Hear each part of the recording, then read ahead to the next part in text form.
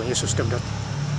Tuhan pada hari ini Sabtu tanggal 25 Juli 2006. Saya mendalam firman 2 Tesalonika 1 ayat yang pertama hingga ayat yang ke-12.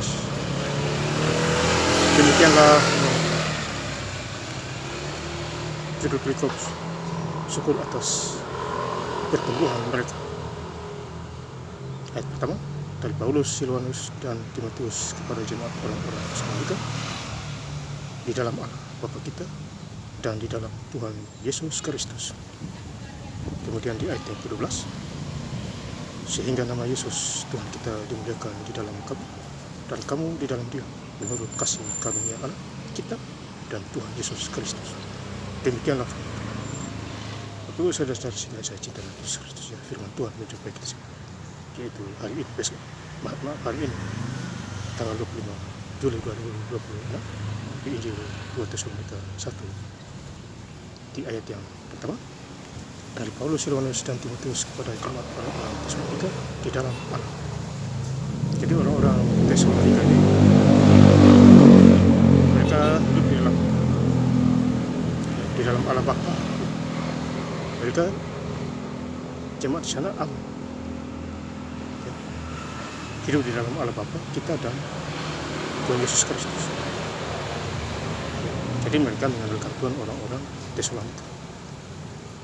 Ya, kita harus mengandalkan Tuhan, karena hidup di dunia ini singkat.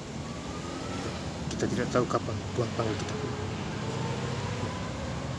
Karena kita tercipta dari debu, kita akan kembali kepada debutan.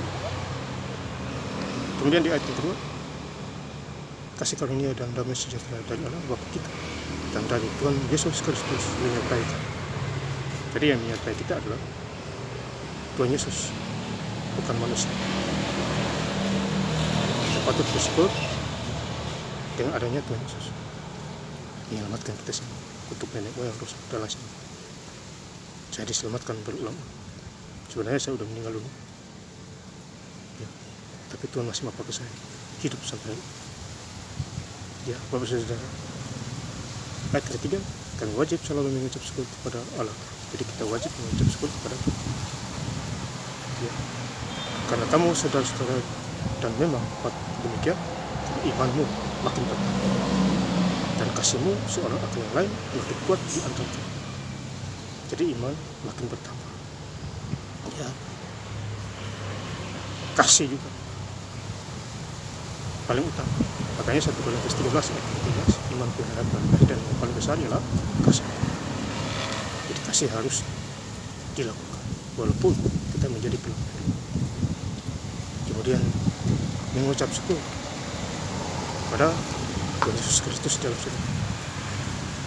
Kemudian 2 Tesalonika 1 ayat yang ke-6, sebab memang adil bagi Allah untuk membalaskan penindasan pada mereka yang menindas kamu. Jadi siapapun yang menindas orang lain, dia akan mengalami risiko. Karena Roma 8 ayat 31, Tuhan Allah Tuhan di pihak, jika Allah di pihak kita, siapakah yang akan melawan? Jadi siapa yang menindas kita, ini dan lain sebagainya, dia akan melawan siapapun dia. Apalagi melawan firman. Lebih parah lagi kalau melawan tidak ada pengampunan, baik waktu hidup maupun di waktu. Jadi kita harus berhati-hati, Bapak. Dimanapun kita berada, ya. Jadi Injil harus disampaikan, ya, di kabin. Kemudian di 2 Tesalonika 1 ayat yang ke-12 terakhir, sehingga nama Yesus Tuhan kita dimuliakan di dalam kamu dan kamu di dalam Dia menurut kasih karunia Allah kita dan Tuhan Yesus Kristus. Ya, jadi dimuliakan di dalam kamu, di dalam Dia. Jadi kita harus memuliakan nama Tuhan. Ya, kita harus utamakan Tuhan Yesus dalam hidup. Selagi kita masih hidup di dunia, ini adalah kesempatan kita yang supaya kita tidak dihukum, tidak binasa di muka bumi. Ini firman Tuhan sudah jelas bagi kita semua. Dan saya ingin lebih lengkap lagi baca firman Tuhan pada hari ini, Sabtu tanggal 5 Juli 2006, yaitu 2 Tesalonika 1 ayat pertama hingga ayat yang ke-12. dari Paulus, Silwanus, dan Timotius kepada jemaat orang-orang Tesalonika di dalam Allah Bapa kita dan di dalam Tuhan Yesus Kristus. Kemudian di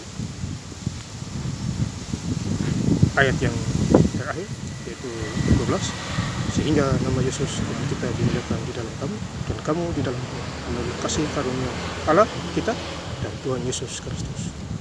Terima kasih. Tuhan Yesus Kristus memberkati. Haleluya. Amin.